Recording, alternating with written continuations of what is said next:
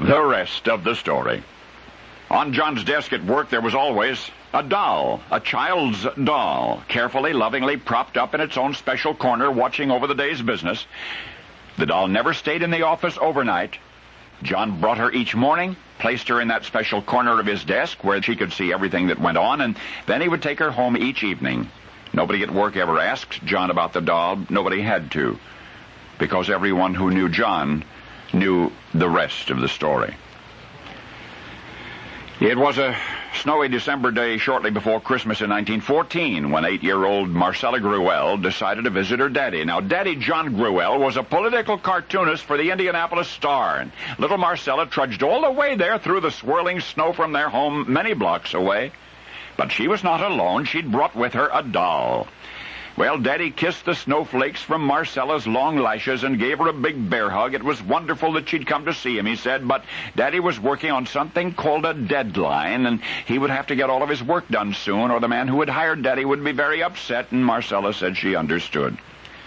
But there was just one thing. The little girl had been playing in the attic, and she said she'd found this doll. The doll was sad, she told her Daddy, because it had no face. Wasn't there any way that Daddy could make the dolly happy again? Well, John Gruelle lifted the doll from his daughter's arms, smiling. Indeed, it had no eyes, no nose, and no mouth, no face at all. But John recognized the tattered doll as having belonged to his own mother once upon a distant time, and John's gaze returned to little Marcella, and again he smiled. Very well, the doll would be given a face, and hastily with his pen, with the cartoonist's pen, he sketched on the basic features, happy features, of course, and Marcella, happy also, returned home. Well, Mommy men didn't restuff the dolly, even sewed a little red heart on its chest with the words "I love you" written inside, and when one day Marcella got sick and had to stay in bed, the little dolly stayed with her, constantly comforting.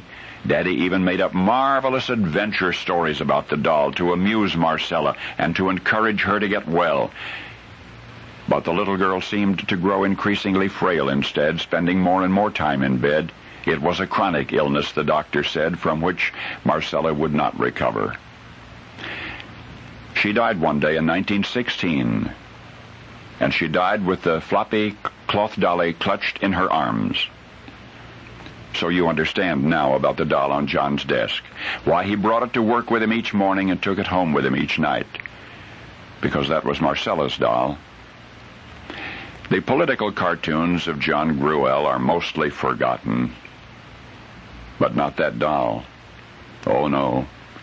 The world will always remember his daughter's doll, because not long after Marcella's death, John began writing down the stories which he had once told his little girl while she was ailing, and those dozens of illustrated stories he shared with the rest of us, in memory of the dolly's mistress, and in memory of a once-upon-a-long-ago Christmas time, when a daddy and his little girl gave a tattered cloth doll a face, and together they gave it a name, Raggedy Ann. And now you know the rest of the story.